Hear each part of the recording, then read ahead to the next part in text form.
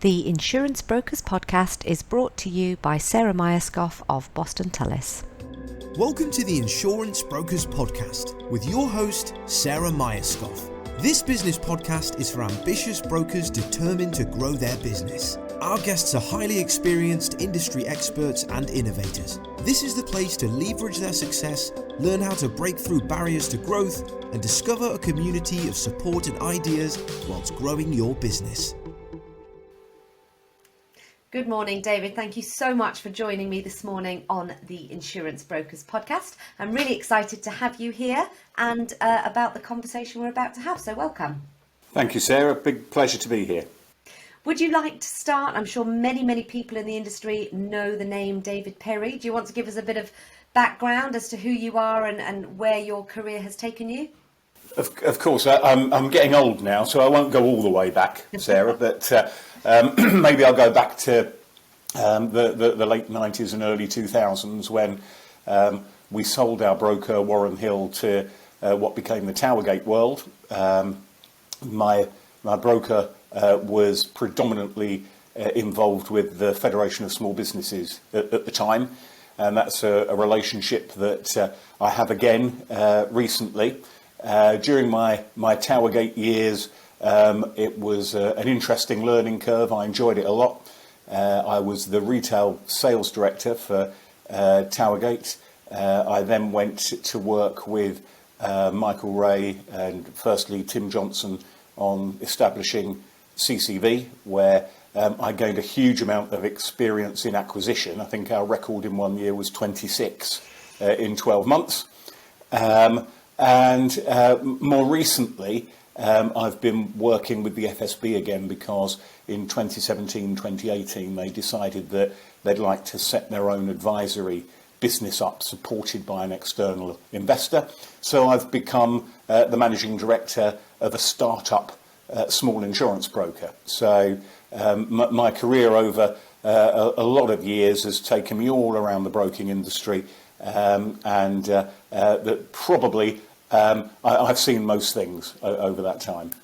But interestingly, you've also got the perspective of sort of the big corporates and from a startup journey, and they're very different mindsets, aren't they? Yeah, very different indeed. And working with the Federation of Small Businesses in a past life and now, it sort of helps to have done your own thing in the sense that you do understand that bills aren't going to be paid by the big checkbook in the sky. You know, you need to generate that income to pay the bills. There's no head office. There's no sort of big brother that's going to come in and rescue you. So it's helpful to recognise that. But having said that, having worked in much larger organisations, I like to feel it gives us the experience in setting the business up, and also the relationships to perhaps help us punch a little bit above our weight and get the help we need to deliver for our customers. Absolutely. And your sort of professional experience extends to sitting on various boards and being involved in various professional groups. Do you want to tell us a bit about that? It's true. Yeah, I mean, I must admit, I am a compulsive committee joiner.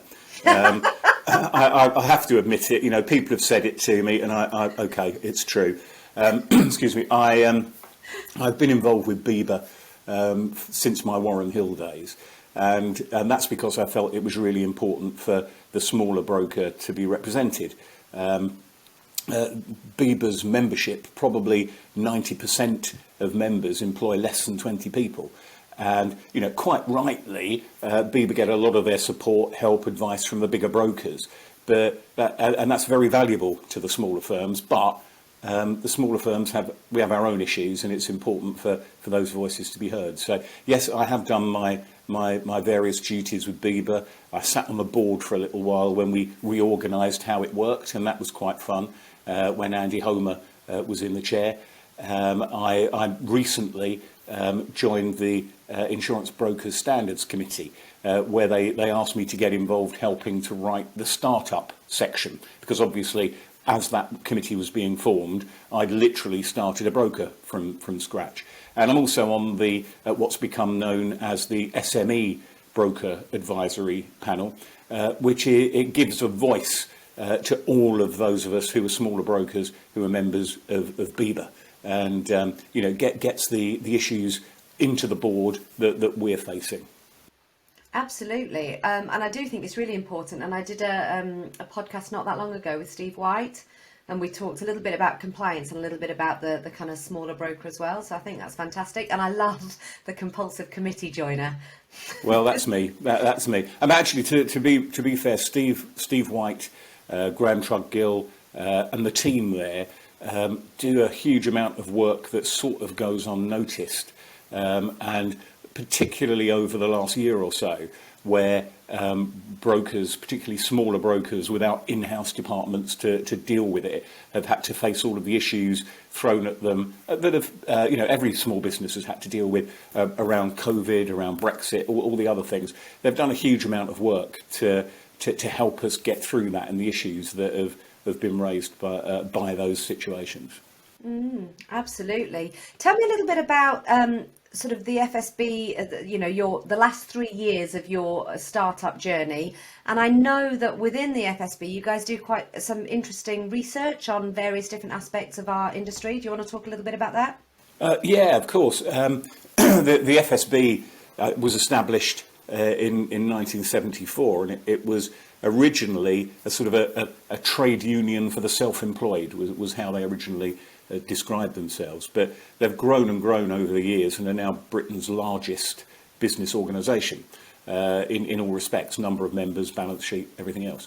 They have around 165,000 members.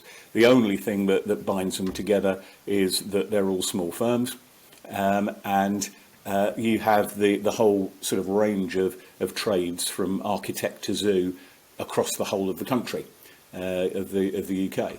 So, they really do represent the SME community very, very strongly. They're well represented in Westminster. They're well represented in the devolved parliaments as well. And they're a strong voice for small firms. We were asked to set the business up because, as I said earlier, they wanted some ownership in their own advisory firm. They were a bit concerned that with the ongoing commoditisation of SME business, that there wasn't really an advisory platform for many small firms to actually talk about the more complex aspects of insurance, with the sort of drive to online business and so on. So really they wanted to set something up that didn't have that sort of commercial prerogative to perhaps look at the profit and loss as the main issue, but wanted to invest in providing the advice. So that's what we were set up to do, really. As a result, we've been heavily involved in all of the stuff that's been going on in the last year. But the prevailing issue is the hard market, and that's primarily because at the SME end, there isn't a huge amount of science in the way insurers tend to deal with it. You tend to find that rating increases are generic across the board, and you tend to find that the trades and the occupations and the activities that are on the periphery of acceptability, that periphery starts to withdraw. So the cases that maybe might have been in the grey area for a large composite become a decline area, or become an issue with terms and conditions. So it's harder for a lot of SMEs to get cover. We did a little survey. We had around 500 respondents, which is a decent sized sample. We think 75% of them said that they'd seen a large increase in premium at renewal over the last year.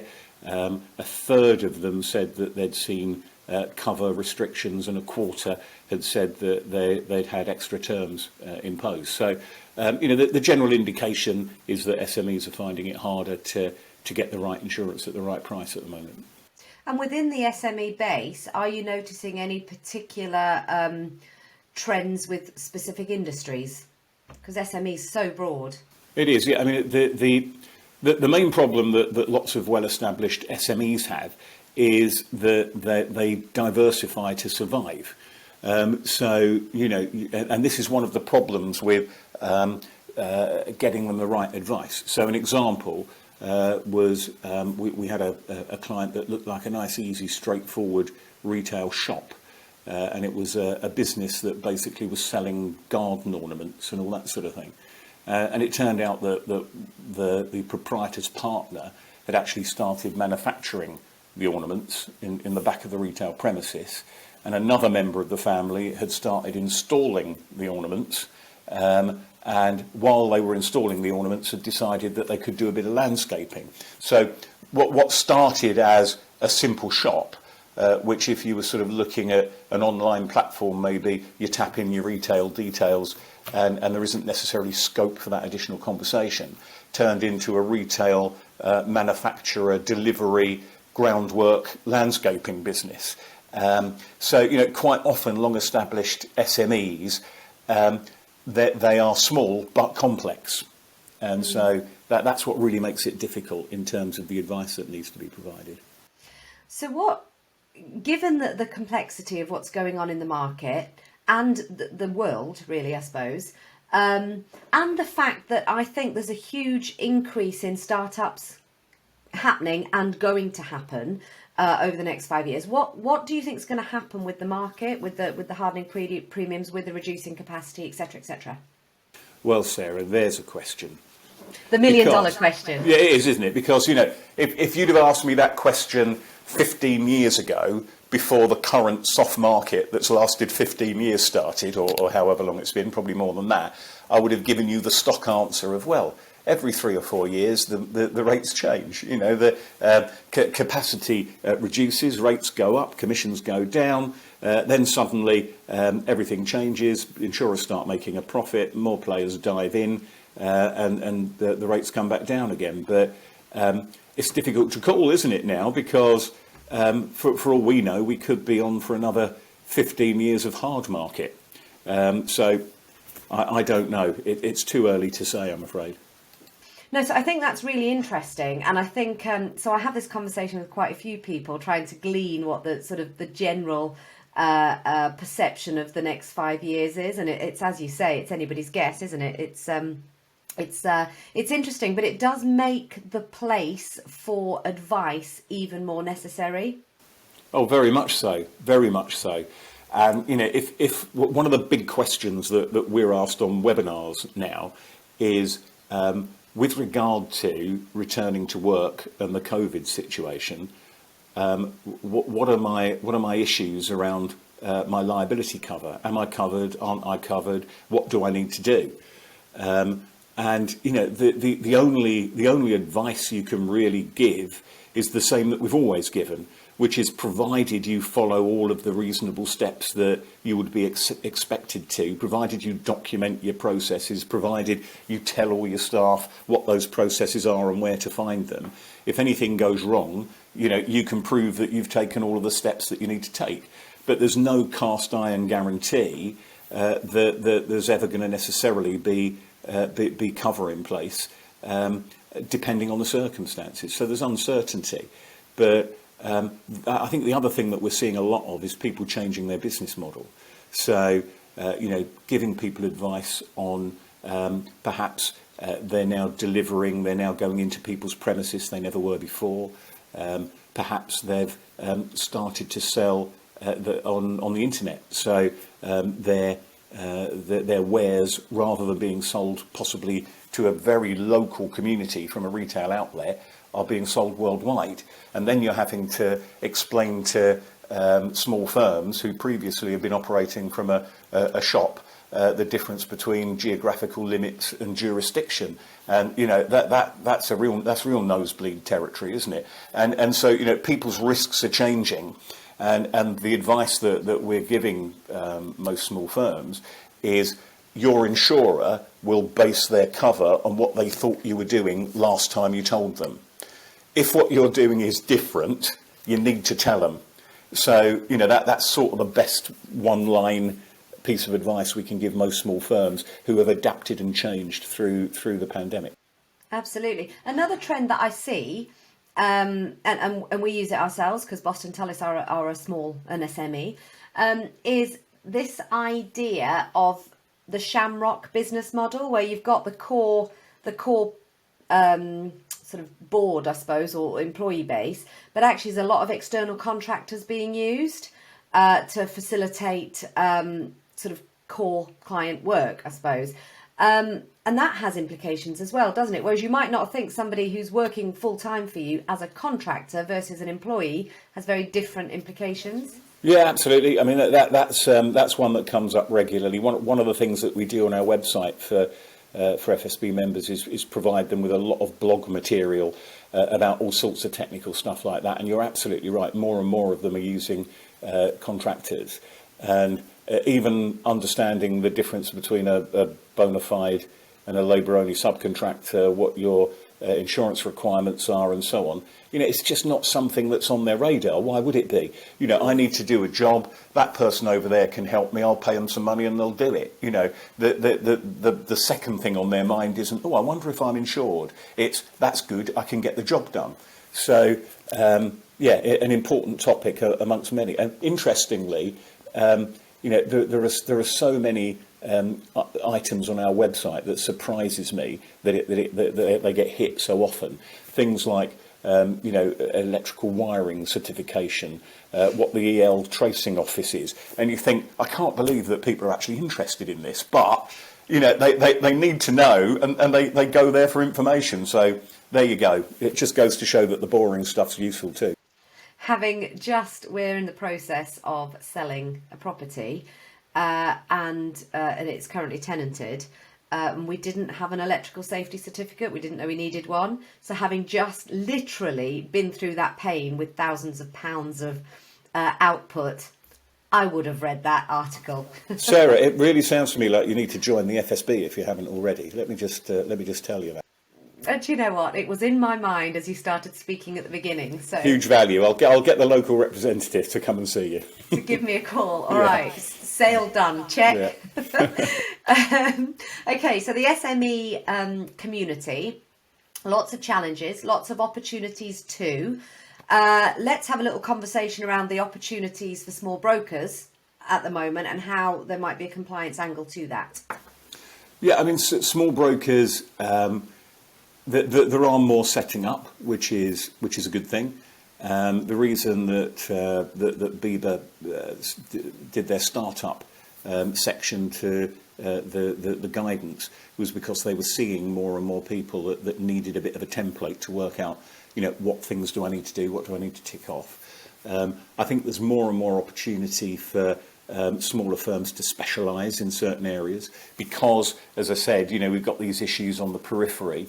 That means that there are going to be certain specialist groups that need advice, need guidance, and I think that there are a number of specialists that are doing that. I think there are lots of specialist MGAs that are setting up as well, where the large composites are dividing their time between the sort of online trading and the larger corporate. There's sort of a gap in the middle where there is smaller business that needs underwriting that composites perhaps haven't got the wherewithal to tackle that MGAs are benefiting from. But the other thing that we're looking at is regulation and the amount of time nowadays that is taken in that respect. So I also, through my connection with BIBA, now work on the FCA's Small Business Practitioners Panel, and that is giving a voice to the smaller financial services firms before regulation is changed and adapted.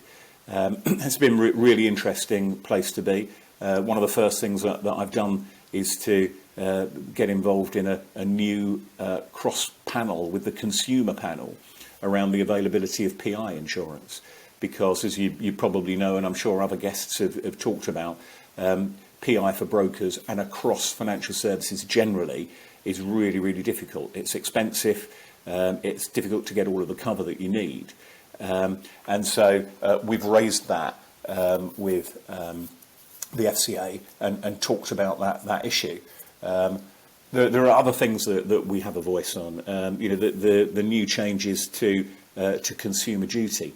There's a very strong voice, not just from general insurance broking, but across the whole financial services industry, saying, well, hold on a minute, FCA, why do you need this? We've already got Principles 6 and 7, treating customers fairly.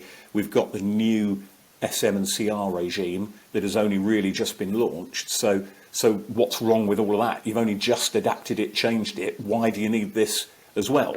Particularly when insurance broking is really a low risk industry, if you like. So I think one of the things facing smaller firms is dealing with smaller brokers, that is dealing with the amount of regulation and making sure that you're actually complying with the raft of initiatives coming out of the FCA at the moment. I read recently from somebody that we've done some work with in the previous year on compliance, is that your average small broker is spending at least 4 hours a week just wading through the different policies and changes and updates, etc., to make sure they're compliant, which is a lot of time when you're wearing very many hats as a smaller firm. It is. I think that one of the things that we all have to remember about smaller firms is that quite often the proprietor is the finance director, HR director, health and safety specialist, IT and systems person, and has to deal with all of the conduct and compliance as well. And then when he's not, or she is not doing all of those things, has to actually go and sell whatever it is that they're providing. And you're speaking to that person right absolutely. now. No, I absolutely get it. You're there, Sarah. You understand this. But unfortunately, a lot of the people that set the regulation are huge corporate entities that it's not their fault. They're established to make sure that clients are treated fairly and that there are good customer outcomes. So quite right that they do that. I think we're all in favour of that. But sometimes, and that's the job of the smaller practitioners panel, is to say, well, you do realise that there probably will be customer detriment, because the smaller firms are going to spend all of their time trying to wade through this rather than actually applying it. So it's an important panel. Well, it's that balance, isn't it, between policy and practice. And as you rightly say, a lot of policies made with larger entities in mind, and a lot of the practice is done with the smaller. So I think it's really important to have committees like the one you're talking about to raise that balance and say, hang on a minute, let's just check that this is what we want in practice. So absolutely, it's a voice directly into the FCA to say, oh, hold on a minute, you might find that it'd be better to do it this way. So hopefully it will continue to make a difference. So from a smaller broker's perspective, would joining the FSB or having a conversation with you around this kind of thing be something you'd suggest they do? If you got an arm that can help them with a bit of compliance, or have these conversations, listen to their worries, etc.?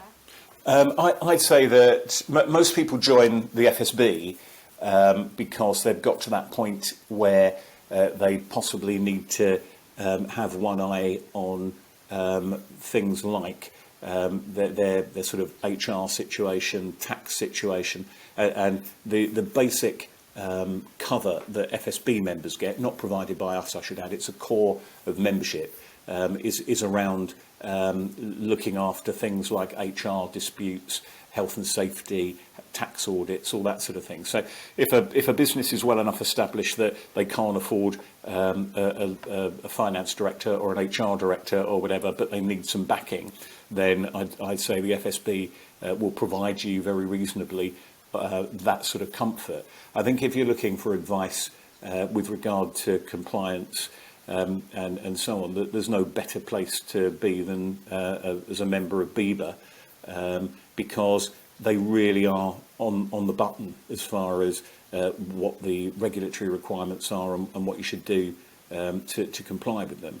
And I think I should also probably, for smaller firms, and we're a member of one ourselves, give a shout out to the networks, because a lot of the networks are really improving their offering. We're a member of Compass, So I'll give a shout out to them. My old mate Scott Bennett's the sales director there, and they do a fabulous job. And again, I feel I should give a nod to them because they've done a lot of good work for their smaller broker members over the last year or so, in particular during these tough times, to provide them with collateral and information to get through it. Perhaps you can intro me to Scott so I can do a podcast with him on exactly Absolutely. that topic. Yeah, he'll like that. He'll like that. Fabulous. Well, David, I really appreciate your time and your advice and thoughts this morning. It's been really interesting, and I'm really grateful to have had you on the show. Fabulous. Thank you for the opportunity to talk to you. Thank you for listening to today's episode. If you have enjoyed what you have heard, have any questions or feedback, please leave us a review and we will be sure to get back to you. If you would like further information on how Boston Tullis Group can support your business, or if you would like to join us on an episode, please do not hesitate to contact us.